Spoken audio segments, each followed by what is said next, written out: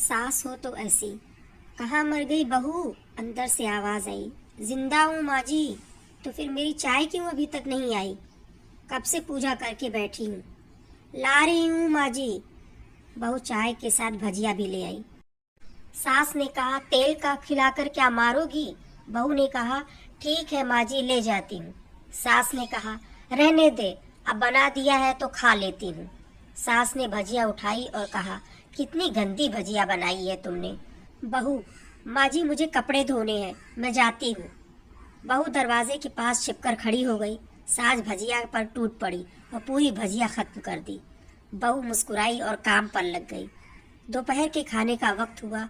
सास ने फिर आवाज लगाई, कुछ खाने को मिलेगा? बहू ने आवाज नहीं दी। सास फिर चिल्लाई, भूखे मारोगी क्या? बहू आई, सामने खिचड़ी रख दी। सास गुस्से से, ये क्या है? मुझे इसे नहीं खाना, इसे ले जाओ। बहू ने कहा, आपको डॉक्टर ने दिन में खिचड़ी खाने को कहा है, खाना तो पड़ेगा ही। सास मुंह बनाते हुए, हाँ तू मेरी माँ बन जा। बहू फिर मुस्कुराई और चली गई। आज घर में पूजा थी। बहू सुबह 4 बजे से उठ गई। पहले स्नान किया, फिर फूल लाई, माला बनाई, रसोई साफ की, पकवान और भोज बनाया। सुबह के 10 बज गए। अब सास भी उठ चुकी थी। बहू अब पंडित जी के साथ भगवान के वस्त्र तैयार कर रही थी।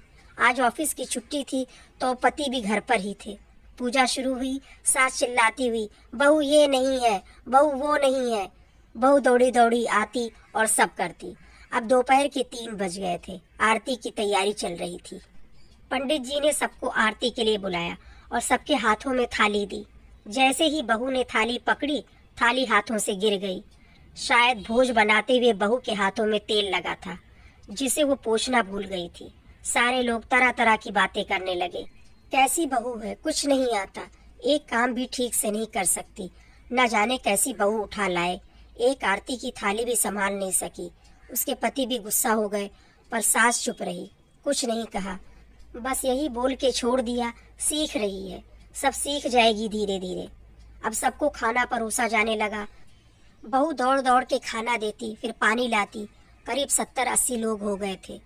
2 नौकर और बहू अकेली, फिर भी वहाँ सारा काम बहुत ही अच्छे तरीके से कर रही थी। अब उसकी सास और कुछ आस पड़ोस के लोग खाने पर बैठे। बहू ने खाना परोसना शुरू किया।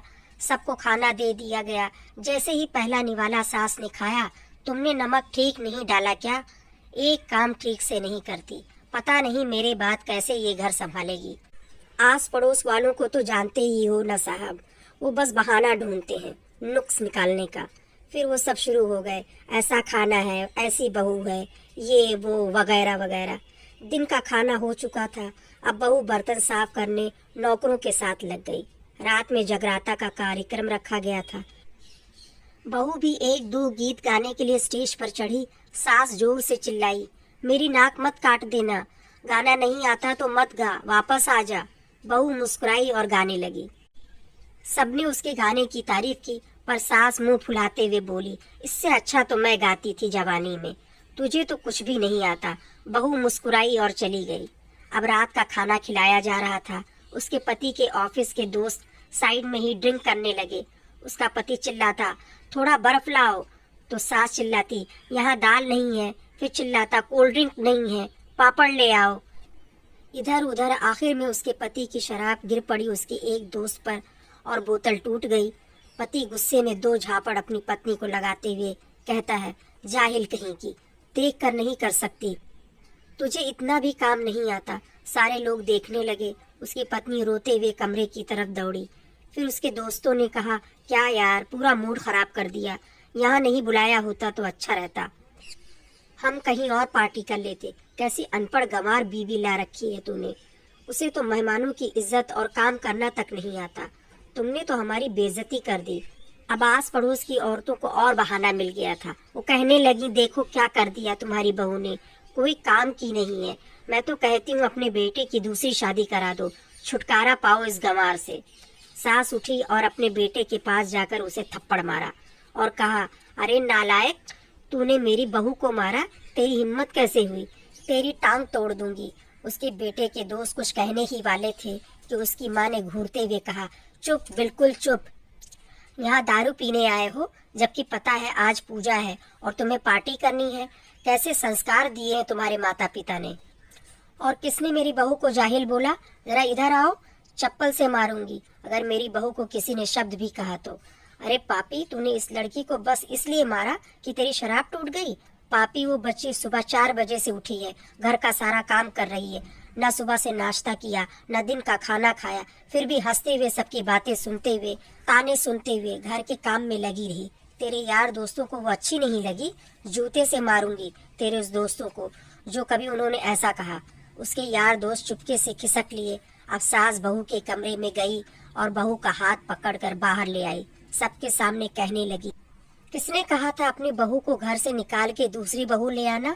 जरा सामने आओ। कोई सामने नहीं आया। फिर सास ने कहा, तुम जानते भी क्या हो इस लड़की के बारे में? ये मेरी माँ भी है, बेटी भी। माँ इसलिए मुझे गलत काम करने पर डांटती है और बेटी इसलिए कभी कभी मेरी दिल की भावनाएं समझ जाती है। मेरी दिन रात सेवा करती है, मेरे 1000 ताने सुनती है, पर एक शब्द भी गलत नहीं कहती, ना सामने ना पीठ पीछे। और तुम कहते हो दूसरी बहू ले आओ। याद है ना चुटकी की दादी, अपनी बहू की करतूत? सास ने गुस्से से पड़ोस की महिला को कहा, अभी पिछले हफ्ते ही तुम्हें मियाँ बीवी भूखे छोड़ घूमने चले गए थे।